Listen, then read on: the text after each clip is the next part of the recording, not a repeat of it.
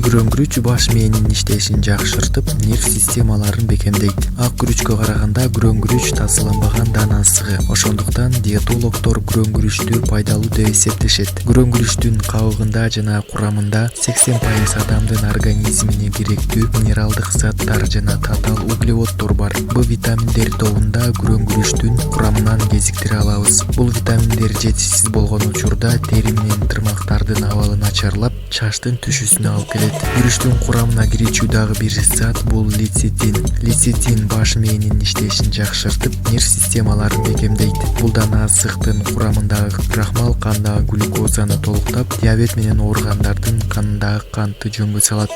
Күрүч витаминдерден сырткары өз курамына адамдын организмине керектүү бир канча микроэлементтер жана минералдарды камтыйт. Мисалы 100 грамм күрүчтүн курамында май 2,0 грамм, белок 7,3 грамм, суу 14,0 грамм, углевод 63,1 грамм. Организмди тазалоодо адамдын организминдеги токсиндерди, шлактарды айдап чыгуу менен бирге ичеги ооруларын жөнгө салуу үчүн пайдалуу. Күрүчтүн зыяндуу жактары. Көпчүлүк аймакта күрүчтүн ак түрү тараган. Мына ушул ак күрүчтү көпкө сактаганда өз касиетин жоготуп, курамындагы пайдалуу заттар азаят. Мындай күрүчтү көп колдонгон учурда кан басым көтөрүлөт. Ак күрүч диабет менен ооруган адамдарга сунушталбайт. Күрүчтү толук изилдеп чыккан окумуштуу Кисун ак күрүч менен күн ара тамактануунун өзү кооптуу. Байкасаңыздар, күрүчтү көп колдонгон Азия өлкөлөрүндө диабет оорусунун 2 түрү менен ооругандардын саны өсүүдө деп мисал келтирген. Күрүчтүн дагы бир адамга жагымсыз касиети бул мырзалардын эркектик дараметин түшүрөт. Күрүч кайсы ооруларга дары? Медицинада тамак сиңирүү системасы бузулган учурда жана ич өткөктө күрүчтү дары катары сунушташат. Күрүчтүн дагы бир пайдалуулугу адамдын организмине түшкөн зыяндуу заттарды өзүнө сиңирип алып, токсиндер менен шлактарды айдап чыгат. Ал узак убакытка созулган катуу оорудан кийин тамакка болгон табитти калыбына келтирип, уйкуну нормалдаштырат. Бул